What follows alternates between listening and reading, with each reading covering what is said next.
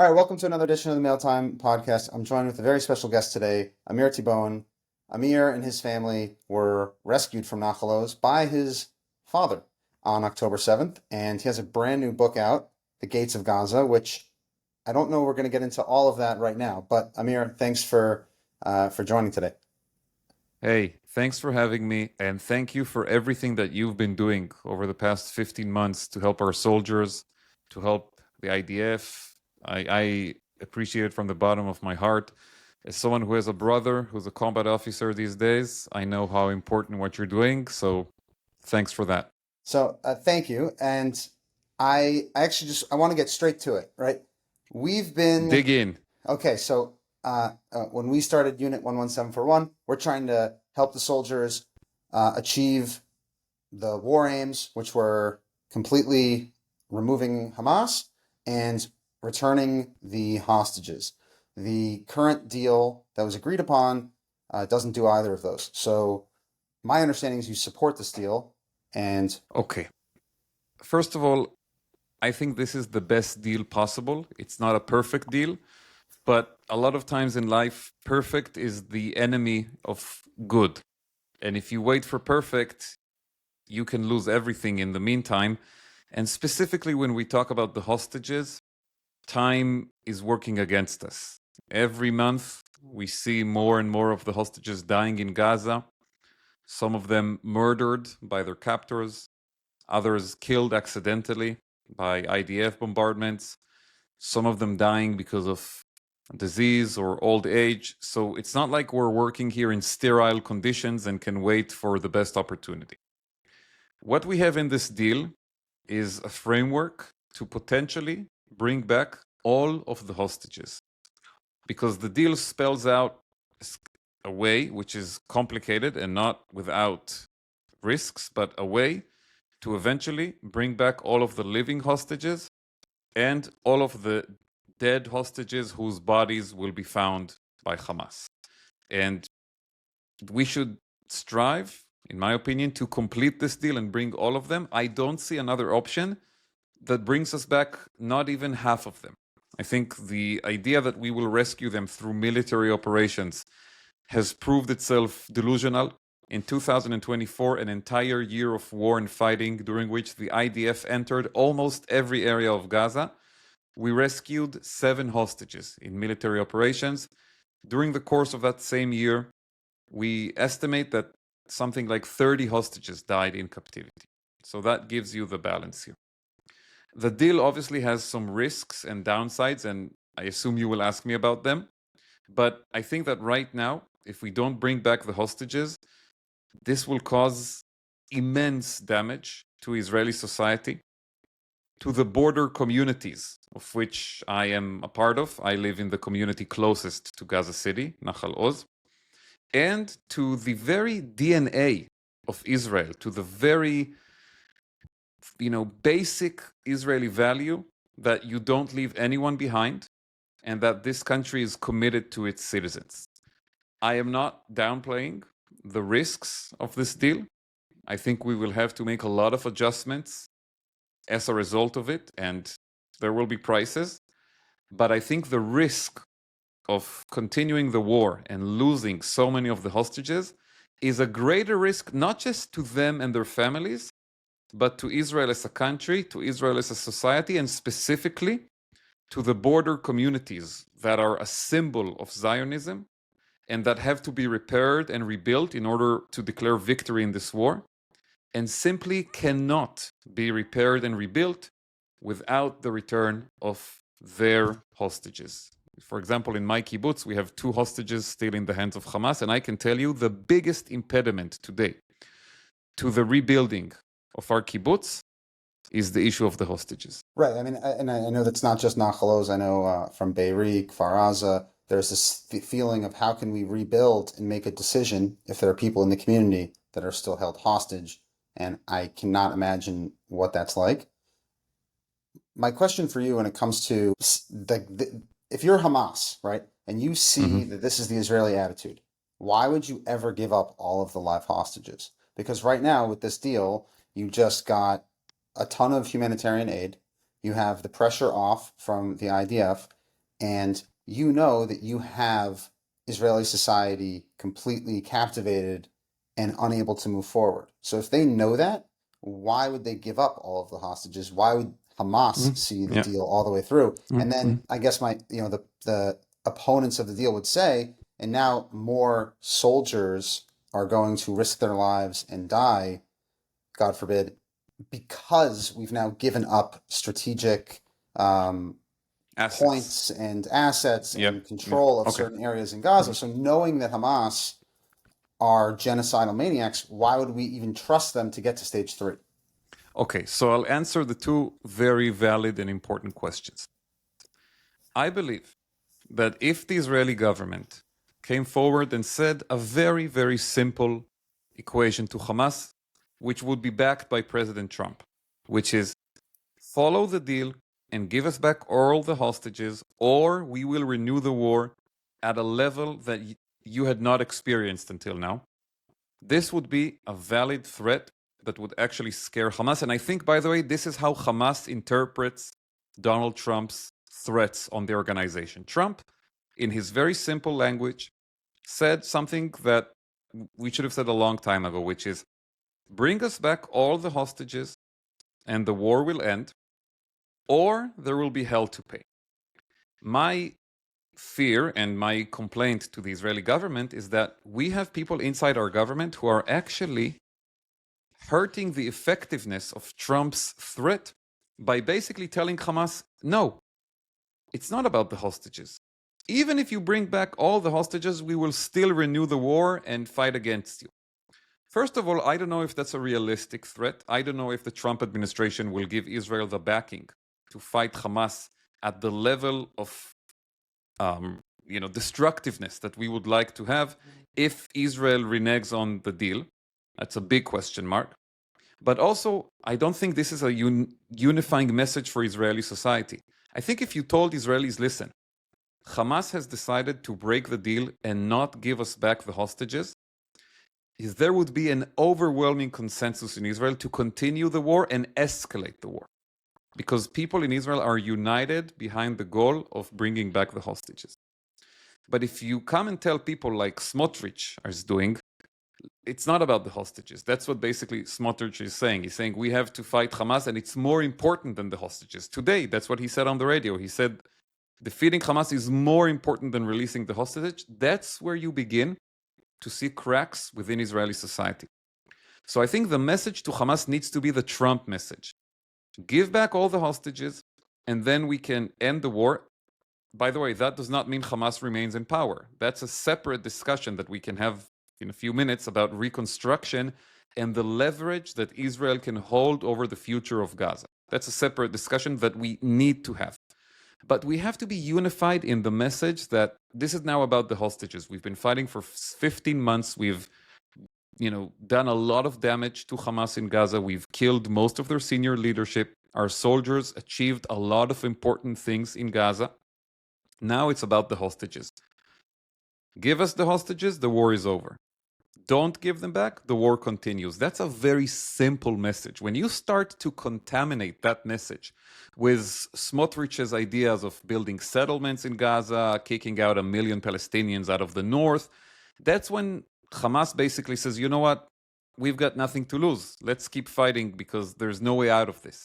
Well, I think people on the right would say that they don't disagree with what your summarization of Trump's message. They're just going to say that this deal is not actually Trump's message because Trump said the hostages are out by January 20th or there's hell to pay.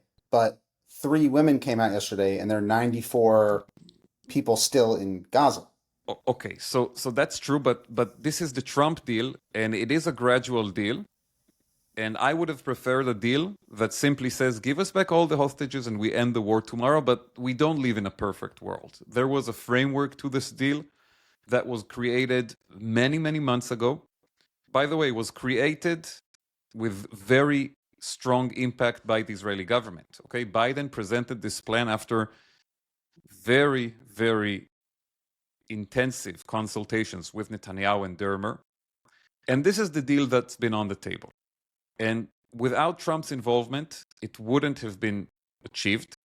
And right now, again, I want Israel, and I don't see it at the moment, sadly, but I want Israel to unify behind the Trump message. Hostages or war?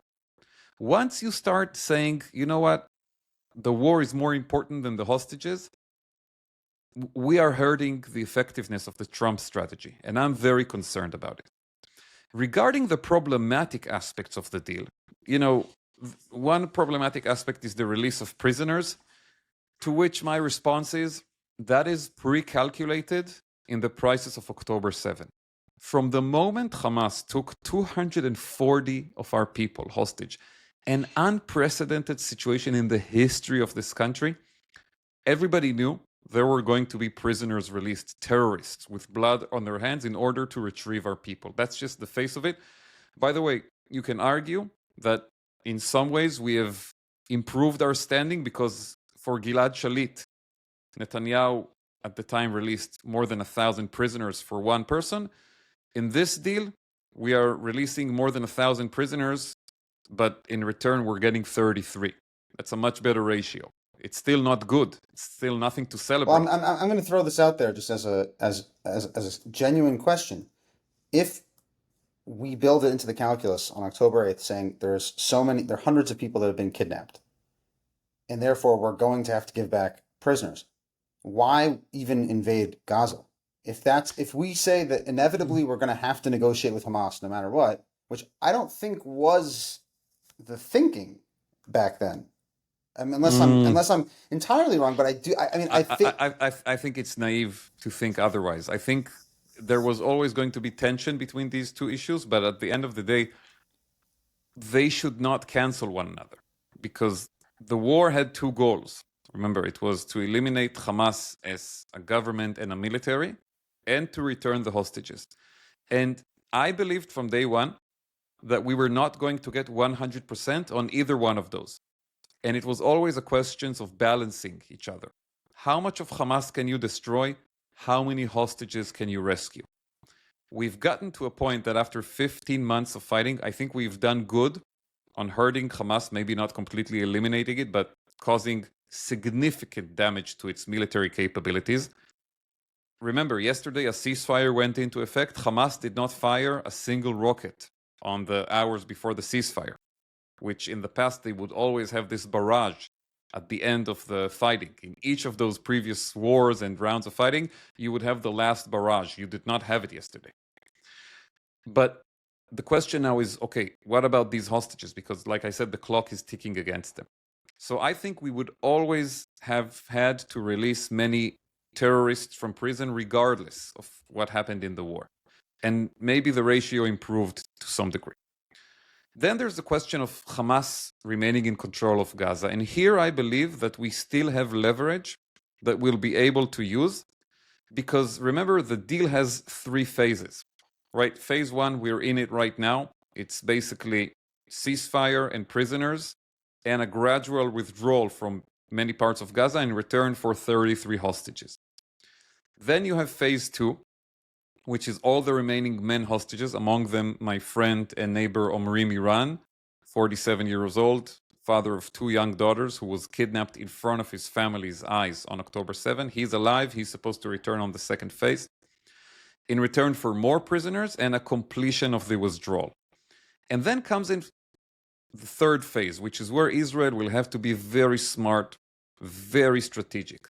That's exchange of bodies and arrangements for the end of the war and for the reconstruction of Gaza. And I believe this is where we are going to have to play hardball and basically say, we are building a coalition right now with the Trump administration, with Egypt, with the UAE, with Saudi Arabia. And we're telling Hamas, there are 2 options on the table. One option is this magnificent reconstruction plan that we have drawn for Gaza with Saudi money, with American backing, with European engineers, with everything. We're going to build an amazing Gaza.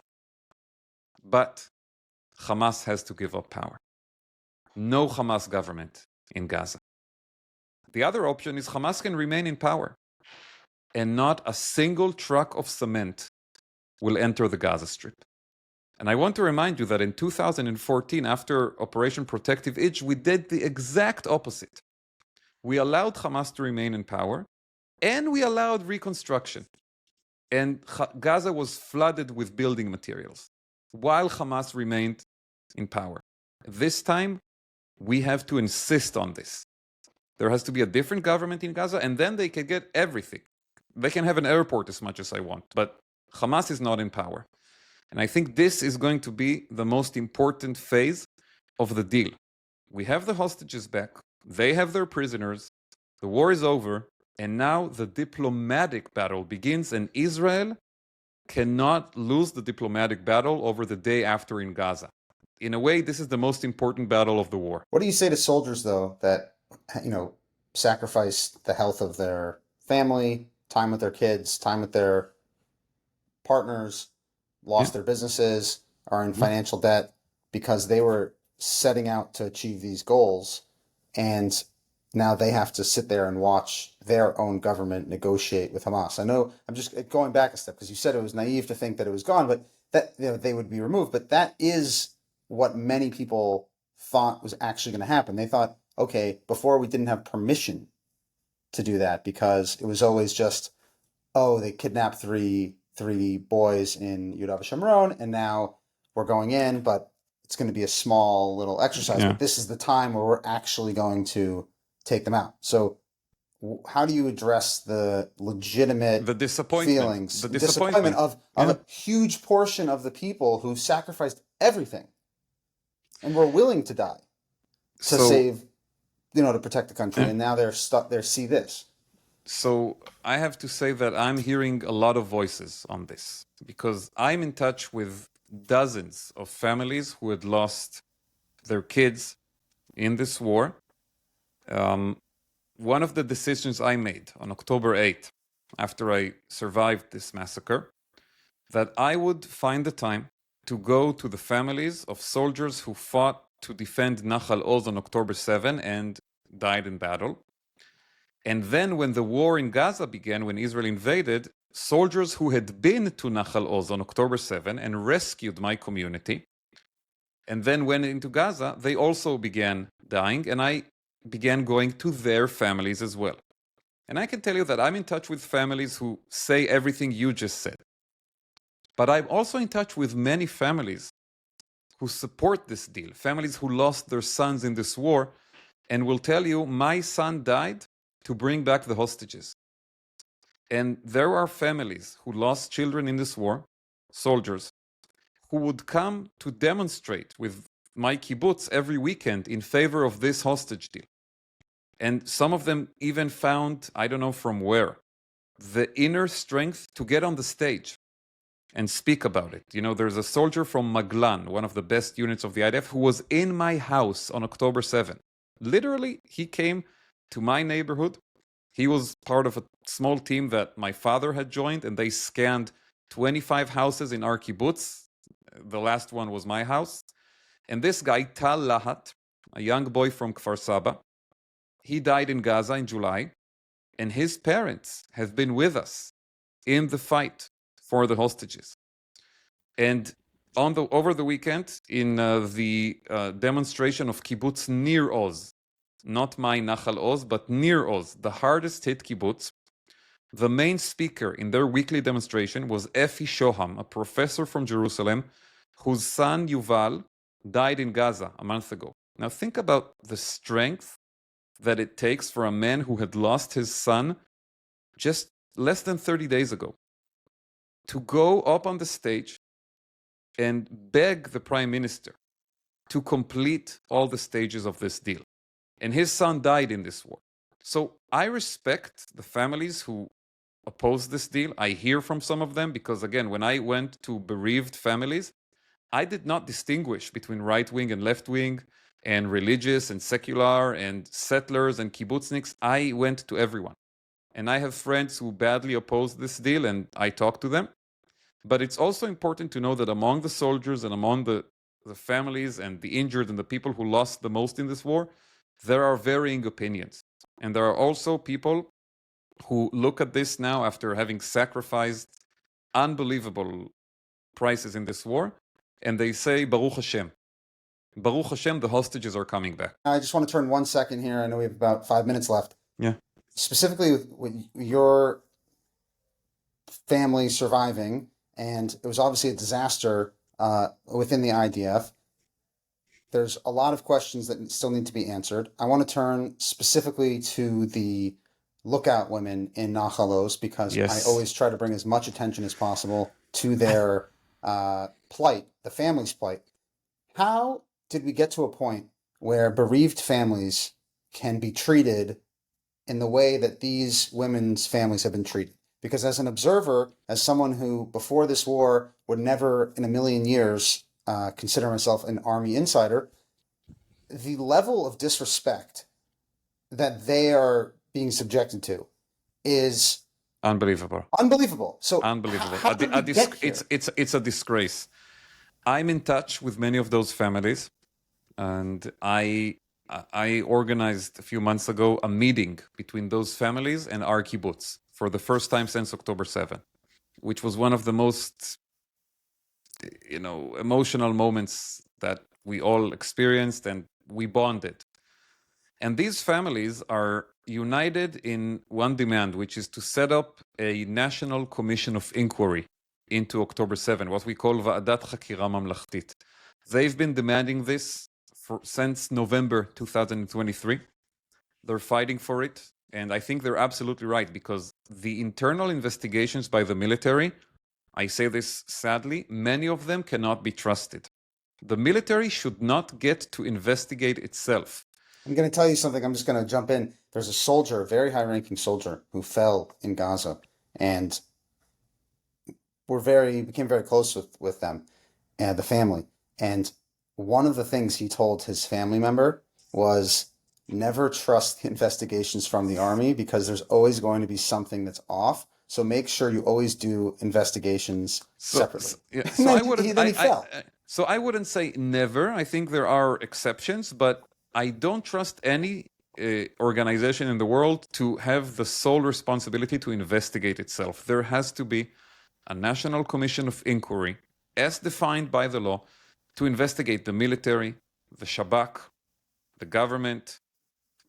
By the way, also look at all kinds of court decisions, everything that happened relating to Gaza over the past decade.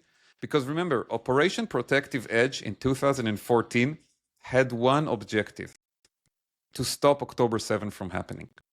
And we need to investigate everything that happened between the end of that operation in the summer of 2014 and the Hamas attack 9 years later. Everything, all the government decisions, all the military decisions, Shabak, intelligence, you name it. And none of these bodies, not the Shabak, not the military, not the government, should get to investigate themselves. There has to be a proper investigation by a commission of inquiry. And these families, I salute them that they're fighting for this. This is one of the most important demands today in Israel. I think it's even simpler than that, though. I'm saying just from a respect perspective. Yeah, you want to have a national inquiry, but if the someone army says is not giving them information. My daughter, they say my daughter was murdered. I want to go hear the tapes, and they give them tapes that go till 6 p.m. on October 6th. No, it's a joke. How does this happen? It's a joke. It's irrespectful. And again, who in the military, except for the head of intelligence and the commander of the Gaza border division, who has actually paid a price for October 7? Who has actually stepped down? Who has actually said, I'm leaving the job because of my failure?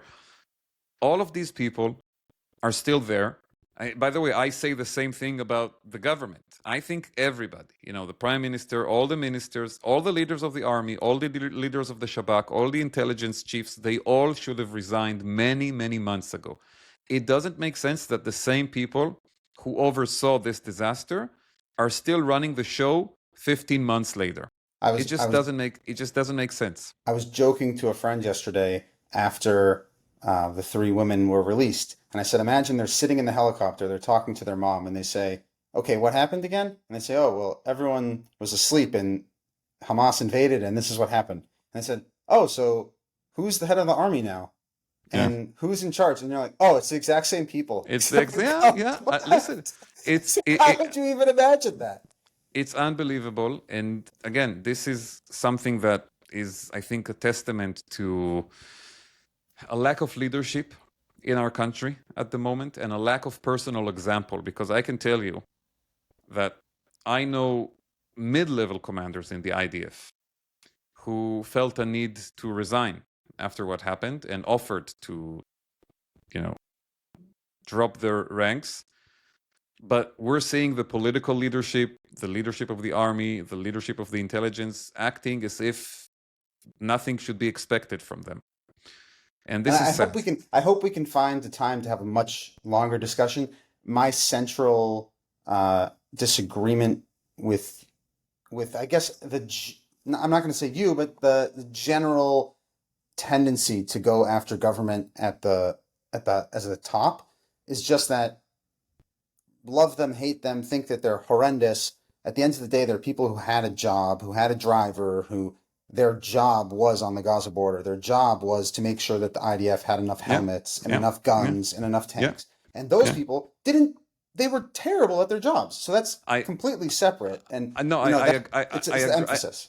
I agree, but the government, first of all, is also responsible for that. I don't expect the government to be responsible for the micro tactics of this.